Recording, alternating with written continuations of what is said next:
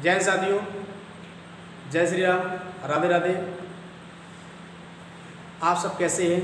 आशा करते हैं कि आप सब बहुत अच्छे होंगे, बहुत अच्छे से आपकी पढ़ाई चल रही होगी और आप अपनी तैयारी में जी जान लगा रहे होंगे, बहुत अच्छे से तैयारी कर रहे होंगे।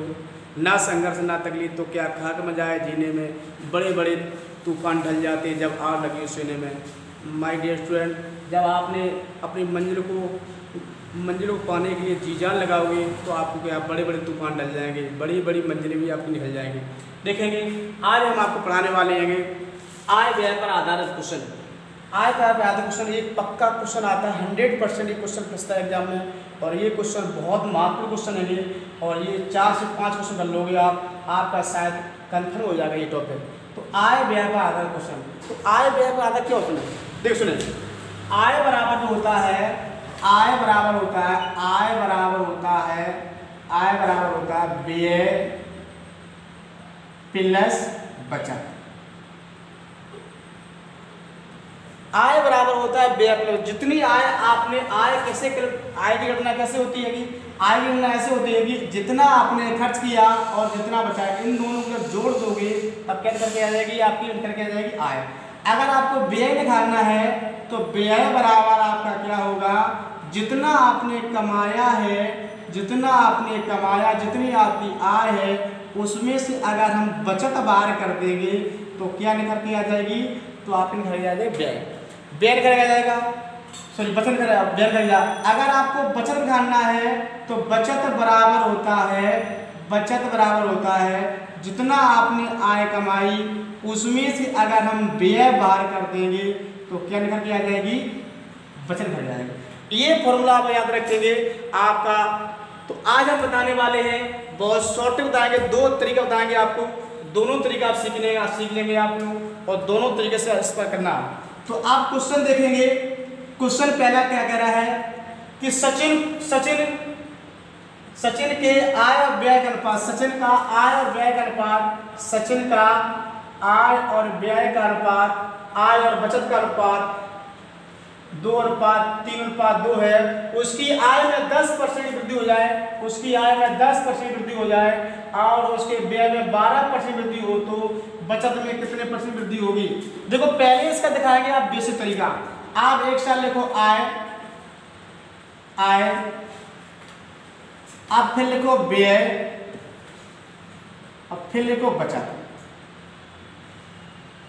समझते रहे ना हमारे क्वेश्चन। अब सवाल कह रहा है आय और व्यय और बचत का अनुपात 3:2 है। 3:2 है, 3 अगर आपका ये है तो ये कितना है 2। समझ आ गया? 3 रुपया उसने खर्च किए, 2 रुपये बचाए तो कितने उसने कमाए होंगे? आप कहोगे कि 3 2 5, तो उसने 5 रुपया कमाए होंगे, 5 रुपया कमाए होंगे। ये बात समझ में आपको आ गई? देखो 3 रुपया उसने क्या किए, व्यय किए, 2 रुपया उसने बचा लिए तो 3 2 5 कमाए होंगे। अब सवाल कह रहा है आय में 10% की वृद्धि। आप अपने तरीका के लिए अगर सोचो इसमें 2 2 0 बढ़ा दो, कोई फर्क नहीं पड़ेगा, आपका सवाल आसान से सॉल्व हो जाएगा, अब देखो आय में 10% की उसने वृद्धि कर दी, तो आय में 10% की वृद्धि होगी। आप बताओ 500 का कितना होता है 10%? 500 कितना होता है 10%? आप बोलोगे ऐसे निकाल लिया करो आप कि 500 गुणे 10/100, तो ये कितना आ जाएगा आपका आ जाएगा 50। आप बताओ ये 50 हो गया तो 500 रुपया उसकी आय थी, 50 बढ़ गई तो कितनी हो जाएगी 550। ये समझ में आपको अच्छे से आया? अगला देखिए, आप सवाल कह रहा है व्यय में 12% की वृद्धि, अब इसमें 12% की वृद्धि कर रहा है, 12% प्लस कर रहा है। तो अब बताओ 300 कितना होता है 12%? 300 कितना होता है 12%? आप बोलोगे 12 3 36 रुपया होगा 300 का। देखो 300 कितना होता है 12%? आप बोलोगे 300 गुणे 12/100 किस तरह आ जाएगा 12 3 36। आप बताओ 36 रुपया उसने यहाँ बढ़ा दिया तो कितना कर लिया 336। इतनी बात समझ में आई आपको? कि 300 में 12% बढ़ गई तो 12 दिया 36 बढ़ गया होगा, तो कितना हो गया 336। अब बताओ कि 550 रुपए उसने कमाए, 336 रुपए उसने गमा दिए, तो कितने बचत होंगे? तो बचत बराबर अभी हमने बताया था आय माइनस व्यय, आय माइनस व्यय। अब आय कितनी है 550, 550 में जब 336 बाहर कर दोगे तो कितना आएगा? 4 यहाँ आ जाएगा, 1 यहाँ आ जाएगा, 1 यहाँ जाएगा, तो कितना आ जाएगा 114, सॉरी 214, कितना आ जाएगा? ये आपका आ जाएगा 214। इतनी बात समझ में आपको आई? 214 हो जाएगा आपका। अब बताओ 214, पहले उसकी बचत थी कितनी? पहले उसकी बचत थी 200 रुपए, अब उसकी बचत हो गई 214 रुपए। कितनी बढ़ गई? ये बात समझ आपको सब आई? समझे कितनी बढ़ गई आप बताएं? आप बोलोगे कि 14 बढ़ गई, तो 14 रुपया बढ़ी तो कितने परसेंट बढ़ी? गुणे 100 कर लेना, बटे 200 का भाग दे देना, कितना आ जाएगा? 7%। इतनी बात समझ आपको आई? क्लियर हो गया आपका? देखो 550 रुपये उसने कमाए, 336 रुपये उसने गमा दिए, तो 214 रुपये उसके बचे। 200 रुपये पहले बचत थी, अब बचत उसकी हो रही 214 रुपये, तो कितनी बढ़ गई? आप बोलोगे 14, कितने परसेंट? 14 गुणे 100 बटे 200, क्योंकि पहले कितनी थी। ये तरीका समझ आपको आया? अब तरीका देखेंगे एलिगेशन का, बहुत महत्वपूर्ण तरीका बताने जा रहे हैं आपको। इस तरीकों को आप सीख लेना, ये समझो कि पेन पकड़ते ही आपका आंसर आ जाएगा। देखें आप इतना ध्यान रखना कि यहां लिखना व्यय, यहां लिखना बचत, और यहां लिखना क्या? आय। ये आप तरीका लिखना। अब यहां ऐसा करना और यहां पर लिखना क्या? व्यय, और यहां लिखना बचत। व्यय और बचत का अनुपात लिख लेंगे और यही तरीका आप लगाएंगे। ये तरीका आप लिखना, ये समझो कि आपका तत्काल आंसर आ जाएगा। ये तरीका आप लिख लो कॉपी में, और इस तरीका को लिखने के लिए आप अपने आराम से सवाल सॉल्व कर सकते हो। सवाल लिखेंगे, सवाल क्या कर रहा? देखें कि सचिन अपनी आय और व्यय का, आय और बचत का अनुपात कितना है? 3:2। तो ये यहाँ लिखेंगे हम व्यय और बचत का अनुपात, यहाँ लिख लेंगे, तो यहाँ क्या लिख लेंगे हम?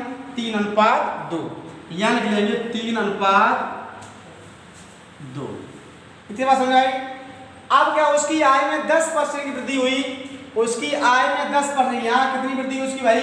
10%, यहाँ लिख लेंगे 10%, और उसकी व्यय में 12%, यहाँ कितना हुआ? 12%। ये बात समझ आई? एलिगेशन तो कहता है कि एक वैल्यू इससे बड़ी होगी, एक वैल्यू छोटी होगी। तो देखो सुनो, एक वैल्यू इससे बड़ी होगी। आप बताओ ये वैल्यू बड़ी है तो ये वैल्यू छोटी होना चाहिए। अगर ये वैल्यू, तो ये 12 है तो यहाँ कम होना चाहिए। एक वैल्यू 10 से बड़ी होती है और एक वैल्यू 10 से छोटी होती है। इतना ध्यान रखना, एक वैल्यू इससे बड़ी होती है और एक वैल्यू इससे छोटी होती है। आप देखो सुनो कि 12 में से 10 गए, कितने बचे? आप बोलोगे 2। तो इतनी बात समझ में आपको आई कि 12 में से 10 गए, कितने बचे? 2। तो 2 बराबर 2 के कितने गुना है? 1 गुना। इसका गुणा कर लोगे तो ये कितना गुना? 1। तो यहाँ कितना आ जाएगा? 3। इतनी बात समझ आई कि 2 बराबर आपका 2 बराबर 2 के, तो कितना? 2 1 कम 2 1 गुना हुआ, तो 3 1 इसमें गुणा करेंगे, 3 का कितना हो जाएगा? 1 गुणा करेंगे तो 1 बराबर कितना हो? 3, तो ये 3 आ जाएगा। तो बस समझाई? फिर देख लो 2 बराबर 2 की 1 गुना है, तो गुणा करेंगे तो कितना? 3 आ जाएगा। अब देखो ये संख्या एक बार बड़ी होगी, तो अब यहाँ छोटी आना चाहिए। तो 10 में से एक बार इसमें से जो घटती है और एक बार इसमें से जो घटता है। तो अब बताओ 10 में से हम 3 डालें तो कितना रखेंगे यहाँ पर? 7। तो आंसर कितना आ गया? अब आंसर कितना आ गया? आप लोग का बोलोगे 7%। नहीं समझ आपको आया होगा? फिर देख लो आप लोग, फिर समझ लो, आप समझ अच्छे से आप लोग देखें। इतनी बात फिर देख लो, यहां लिखना आप 3:2 व्यय और बचत। यहां लिखना व्यय कितना है? 12%।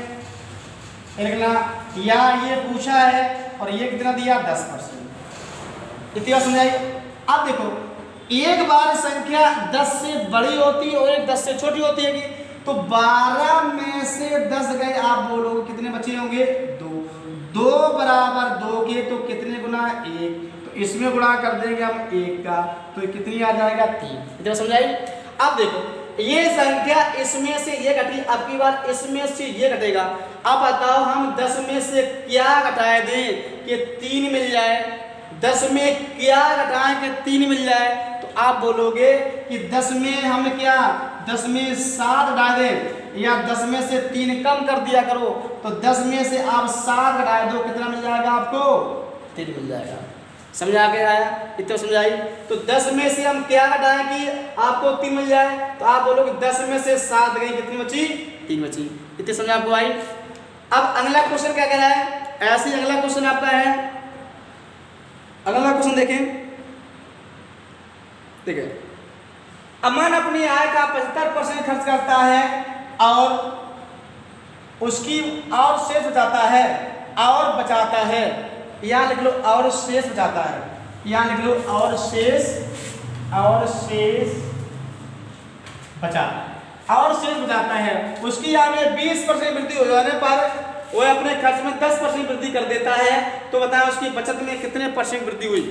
देखिए दोनों तरीका लगा सकते हैं, ये ऐसा लिख लो आप, यहाँ लिख लो आय, व्यय और बचत, इतने लिख लेना। अब बताओ कि सवाल कह रहा है कि 75% खर्च करता है, अगर उसने 100% कमाया होगा तो 75% खर्च कर देगा, तो आप बोलो 25% उसके पास बचा। इतना समझाई। 100% उसने कमाया होगा, 75% खर्च कर लिया तो 25% बचा, इसको काट दिया करो, चाहे आप अनुपात बना लिया करो, तो कितना 1 25 दिया 75, 25 चौको 100। इतनी बात समझ में आई, ये अनुपात हो गया आपका। अब सवाल कह रहा है इस पे 0 बढ़ा लिया करो, क्योंकि हमें 100 से भाग देना पड़ता है परसेंट वैल्यू में, कर लिया अपना। अब सवाल कह रहा है उसकी आय में 20% की वृद्धि हो गई, तो बेटा आय में जो 20% वृद्धि करेगा, आय उसकी 20% प्लस हो गई, व्यय उसका व्यय में 10% वृद्धि, तो व्यय 10% बढ़ गया। अब बताओ 400 का कितना होता है 20%, तो 2 0 बढ़ जाएंगे, 80 होगा, तो 400 का 20% निकालोगे तो बटे 20 करोगे, कितना आ जाएगा 80।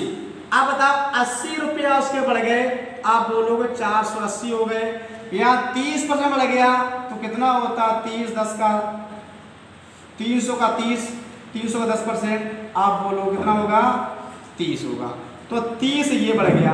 इतनी बात समझ में आपको आई? देखो इतनी बात क्लियर हो गई आपको।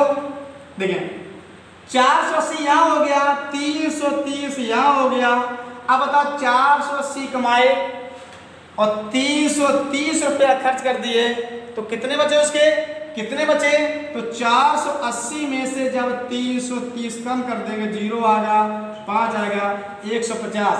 अब बताओ यहाँ कितना आ गया 150। इधर समझाई। अब 100% यहाँ पर पहले कमाई होती थी, अब जा कितनी होने लगी 150% या 150 रुपए, तो कितनी बढ़ गई, आप बोलोगे 50, कितने परसेंट गुणे 100 बटे 100, तो कितना आंसर आ गया, बराबर आ गया 50%। इतनी बात समझ में आई? समझ आ रहा है अच्छे से आपको, क्लियर हो रहा है? अब देखो एलिगेशन तरीका क्या कह रहा है, एलिगेशन से शायद एक आप पेन नहीं चलाओगे आंसर नहीं लोगे, थोड़ा समझना पड़ेगा, थोड़ा ध्यानपूर्वक समझोगे तो आपको बहुत अच्छा समझ में आएगा। देखें एलिगेशन तरीका कह रहा है, एलिगेशन कह रहा है यहाँ लिखा करो आप व्यय, यहाँ लिखा करो आप बचत, और बीच में लिखा करो आप क्या आय। ये इतना लिखने के बाद में यहाँ जो आपका है, यहाँ जो आपका है व्यय और बचत का अनुपात लिखा करो। इतना क्लियर है? व्यय और बचत का अनुपात लिखा करो। तो देखें अब बताओ उसने उसकी सवाल कह रहा है कि 10% खर्च करता है, 10% खर्च में वृद्धि, तो यार 10 लिख लो आप। बचत में पता नहीं कितना कर रहा है ये पूछ रहा आपसे, और 20% आय। अब देखो ये बात समझ में आपको आई अच्छे से? देखो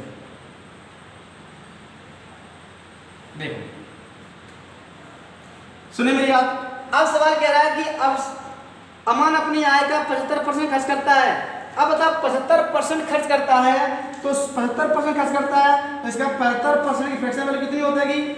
आप बोलोगे कितनी होते परसेंट? 25 तिया 75, 25 चौको 100। इसका मतलब है उसके पास कुल 4 रुपये इनकम होगी। अच्छा ऐसा कर लो आप कि 100 रुपया उसने कमाए, 75 रुपया खर्च कर लिए तो 25 बचाए। यही तो उसका खर्च और व्यय का अनुपात हुआ। तभी तो 25 75 और 25 100 हो गए। 75% कमाए खर्च किए, 25% कमा दिए, 75 बचा लिए और 100% कमा लिए। तो ये आपका आगे 25 से कम 25, 25 तिया 75, 25 चौको 100। इसका मतलब हो गया कि 1 रुपया बचा रहा है, 3 रुपया खर्च कर रहा है, 4 रुपया कमा रहा है। ये बात समझ आया कोई? तो 1 रुपया खर्च 1 रुपया बचत हो गई, 3 रुपया खर्च हो गया। तो हमें खर्च और बचत का अनुपात रखना है। वो ये क्या व्यय है तो यहाँ कितना 3 रुपया उसने खर्च किए और ये बचाया। 75% की जो फ्रैक्शन होता है कि आप बोलोगे 3/4। ठीक है, 3 रुपया उसने खर्च किए और 1 रुपया उसने क्या बचत कर लिया और 4 रुपया उसके लिए क्या है? ये उसकी आय है, ये उसका क्या खर्च है। इन दोनों का डिफरेंस होता है, ये क्या होती है कि बचत है। 1 रुपया बचत है। इतना समझ आपको आई? क्लियर हो गया? आप देखो सुने, देखिए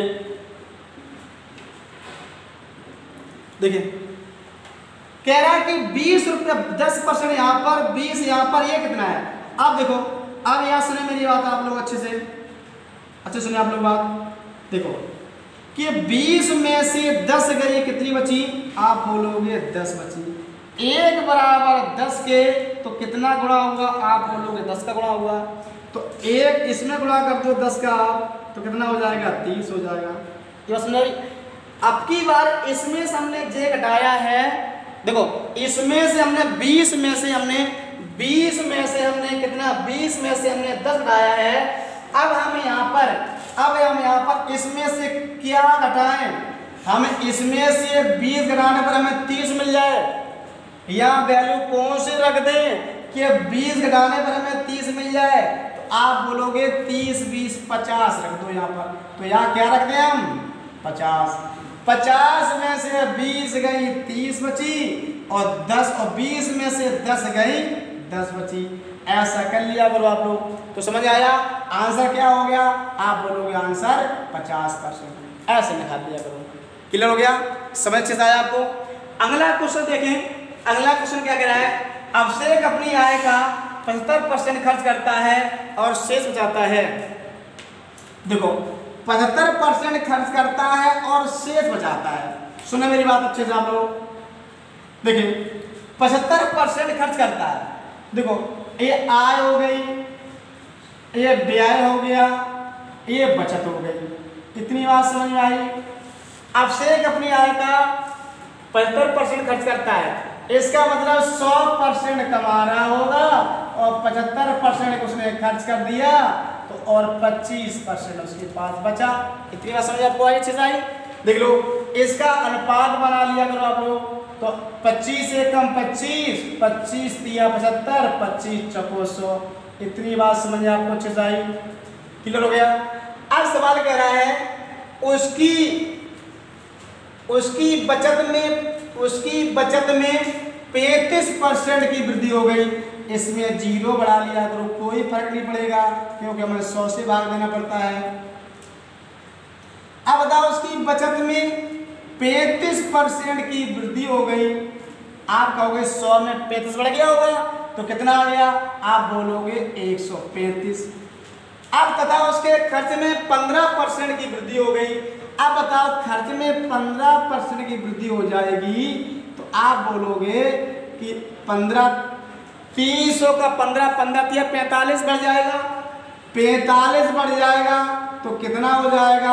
आप कहोगे 345। ऐसे निकाल लिया करो। 300 गुणे 15/100 कितना आ गया? 15 45। कितना आ गया? 45 आ गया।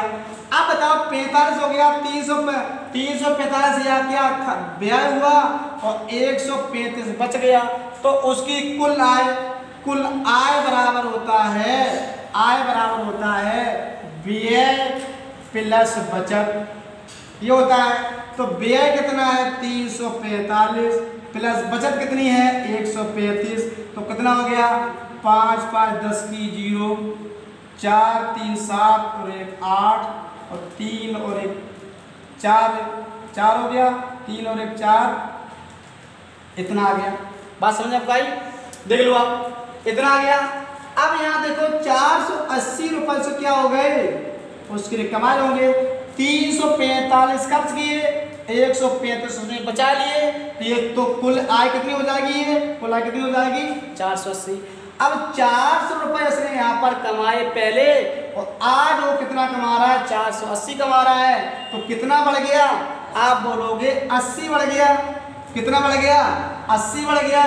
तो कितने परसेंट बढ़ा, आप 80 बढ़ा का परसेंट पूछे थोड़े 100 कर देना और 400 का भाग दे देना। ये आपका होता बेसिक तरीका। कितना आ गया 20%। ये आपका आंसर आ गया। समझ आपको अच्छा आया, आपको क्लियर होगा, समझ में आया होगा। देखो सवाल को बेसिक लगाओगे तो समझ आपको आएगा। देखें अब इसी सवाल को हम लगाएंगे एलिगेशन से। एलिगेशन मतलब क्या कहता है, बेसिक तरीका ये है वो कि 400 रुपये यहाँ कमाए, 300 खर्च कर लिए, 100 रुपये बचा लिए। 35% कितना होता है 100 का 135, इसका कितना होता है 15%, आप कहो 45, तो 345 हो जाएगा। अब बताओ 345 उसने कमा खर्च किए, 135 उसने बचा लिए, कुल कितना कमाया होगा 480। कितना बढ़ गया, आप बोलोगे 480, 80 गुणे 100/400, कितना आ गया आपका आ गया 20%। अब इसी सवाल को हम देखेंगे एलिगेशन मेथड से। इसी सवाल को देखेंगे एलिगेशन मेथड से। देखो कैसे, अब मैंने कह रहा है कि देखो 75% का फ्रैक्शन होता है, आप बोलते हो 3/4। फ्रैक्शन रख लो, इसका यूट्यूब पर आपकी वीडियो रहेगी 3/4। ये क्या है आय, ये क्या है व्यय, इन दोनों क्या है 1 रुपया क्या है बचत। समझ आपको आया? अब देखो सवाल कह रहा है कि अभिषेक ने 75% खर्च किया, बचत उसकी कितनी, यहां लिखो बचत, यहां लिखो आय, व्यय, यहां लिखो आय। अब देखो सुनो, बचत उसने बचत कितने बढ़ा दी 35%, तो यहां लिख लो 35, और खर्च कितना बढ़ा दिया उसने 15%। इतना समझ आपको आई? और बीच में जो पूछ रहा है ये वाला पोर्शन है, ये वाला पोर्शन कितना बढ़ जाएगा, देखो कैसे लगाते हैं। देखो यहाँ देखो व्यय और बचत का अनुपात कितना होगा, यहाँ पर आप बोलोगे यहाँ पर कितना होगा, यहाँ पर जो व्यय बचत का अनुपात होगा कि 3 रुपया उसने व्यय किए और 1 रुपया उसने बचाया होगा। इतनी बात समझ आपको अच्छे से आई? देखो जब भी ऐसा सवाल आए बीच वाली वैल्यू पूछे, तो ये जो अंतर होता है, ये जो अंतर होता है, इन दोनों संख्या में अंतर होता है, वो इस रेशियो में बटा होता है। जो इन दोनों का अंतर होगा वो इस रेशियो में बटा होगा। तो कितना अंतर है, 35 में से 15 गया, कितना बचा 20 बचा।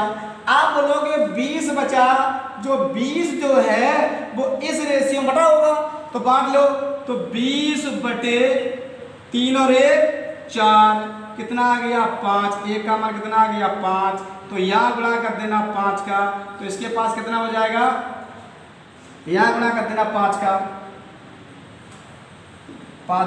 तो यहाँ कितना हो जाएगा 5, यहाँ गुणा कर देना कितने का 5 का, तो यहाँ कितना हो जाएगा 15। अब देखो, आप देखते रहना कि एक बार वैल्यू इससे एक बार इससे घटेगी और एक बार इससे घटेगी, बताओ ना घटेगी।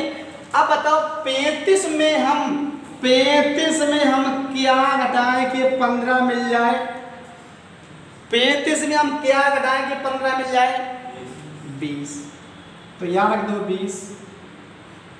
20 में हम 15 घटाएं या 20 में हम सुनो, यहाँ पर इस वैल्यू से हम 15 घटाने पर हमें 5 मिल जाए, हम यहाँ पर क्या रखें कि 15 घटाने पर हमें 5 मिल जाए। आप बोलो कितना रख दें हम यहाँ पर 20। देखो अगर ये वैल्यू आप यहाँ से लेना है तो आप बताओ इस यहाँ से हम क्या वैल्यू रखें कि 15 घटाने पर हमें 5 मिल जाए।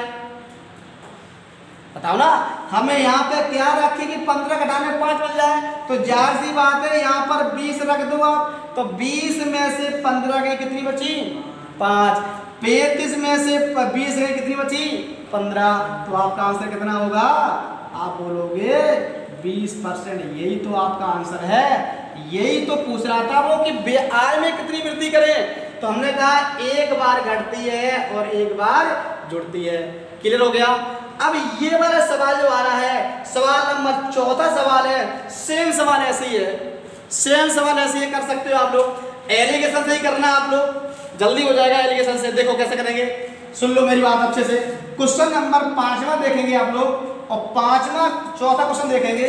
चौथा क्वेश्चन ऐसे होगा आपका, देखिए क्वेश्चन नंबर 4 देखेंगे, 1 हो गया, 2 हो गए, 3 हो गए और क्वेश्चन नंबर चौथा देखेंगे।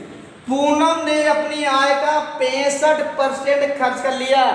अब बताओ 65% खर्च कर लिया, इसका फ्रैक्शन बना लिया करो माय डियर स्टूडेंट। तो 13 × 5 = 65, 20 × 100, 13/20 आ गया।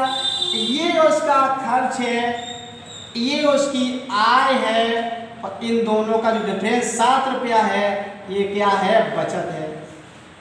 इतनी बात समझ आपको अच्छी आई, समझ आई? क्यों देखो 13 रुपए उसने खर्च किए, 7 रुपए उसने बचाए होंगे, तभी तो उसने 20 रुपए कमाए होंगे। ये बात क्लियर हो गई आपको। देखो अब लिखेंगे हम, यहाँ लिखो व्यय। व्यय कितने परसेंट उसने खर्च किया, कह रहा है कि उसकी आय में 720 की वृद्धि हो गई, कह रहा है 17% वृद्धि हो गई। किसमें 17% की वृद्धि किसमें हो गई, व्यय में। व्यय में यहाँ ले लो और व्यय में यहाँ ले लो, इतनी छोटा गलत हो गया। और व्यय में 17% की वृद्धि तथा बचत में 37% वृद्धि। अब व्यय में 17% वृद्धि, तो यहाँ लिखो कितना 17, बचत कितनी आएगी 37, यहाँ लिखो 37। अब देखो इतना लिख लिया आपने, ये आपका है व्यय, ये आपका है बचत। अब यहाँ लिखो आय, देखना देखते रहना अच्छे से आप लोग, आय। अब ये देखो यहाँ व्यय और बचत का अनुपात, 13 रुपया उसने खर्च किए, 7 रुपये उसने बचाए, ये व्यय और बचत का अनुपात आ गया। ये बात समझ आपको अच्छे से। देखो 13 रुपए खर्च कर रहा है, 7 रुपए बचा रहा है, तभी तो 20 रुपए कमा रहा है। क्लियर हो गया। अब देखो सुनो, हमने आपसे बताया था कि इन दोनों का जो डिफरेंस होता है वो इसमें बटा होता है। बात समझ आई? तो 17 और 13, 37 का अंतर कितना है, आप बोलोगे 20 अंतर था ना, कितना अंतर बताओ, 17 और 37 में कितना अंतर है, वो कितना अंतर है, ऐसा कर लोगे 37 में 17 घटाओ तो 0, 2, 20 बचा।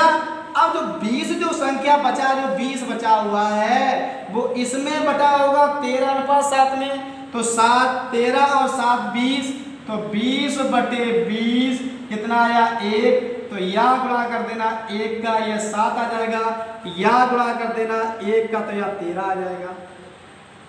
बात समझ आई? अब देखो बेटा, बहुत गौर सुनना, 37 में हम क्या घटाए थे कि हमें 13 मिल जाए, और इसमें से हम क्या घटाएं कि हमें 7 मिल जाए। 37 में हम क्या घटाएं कि 13 मिल जाए, और इसमें हम क्या घटाएं कि 7 मिल जाए। तो आप कहोगे 7, 7, 14। इसका मतलब कितना 13 लेना है यहाँ पर, तो यहाँ पर कितना रख दो आप लोग, तो 37 में आप क्या घटाएं कि 13 मिल जाए, तो 37 में से आप 13 बाहर कर दो तो कितना आया 4, और कितना आया 24। समझ आपको? 37 में से 24 गई, कितनी बची 13, और 24 में से 17 गई, कितनी बची 7। तो इसमें क्या किया करो कि इसमें ये संख्या जोड़ दिया करो, ये भी संख्या आ जाए। अगर बड़ी वैल्यू से निकालना है तो ये वाली वैल्यू घटा दिया करो। तो 7 से 14 ये 24 आ गया। अब बताओ 24 रुपया जो है आय में वृद्धि हुई, आय में वृद्धि हुई, बात समझाई। 24 रुपया या 24% 24% जो आय में वृद्धि हुई, इतना समझा आपको आइए अच्छे से। अब 24% आय में वृद्धि हुई और वृद्धि देख कितना रहा है 720। तो अब बताओ कि 24% का जो मान है, 24% का मान है वो 720 के बराबर है, बताओ ना है। क्यों कह रहा है आय में 720 की वृद्धि हो जाती है, तो 1% का मान जो होगा वो 720/24। आपसे 100% का मान पूछा, आपसे 100% का मान पूछा तो कितना हो जाएगा बताओ आप। तो 24 से कम 24, 12 काटो 12 दूनी 24, 5 छंग 72, फिर काट लो कितना आ जाएगा, कितना आ जाएगा आपका 3000। 3000 आ गया ना, तो 3000 है ना। फिर देख लो आप, काट के देख लो एक बार सबसे सही, काट के देख लो आप लोग, सही काट लो आप लोग। देखें कि 24% का जो मान है वो कितना है 7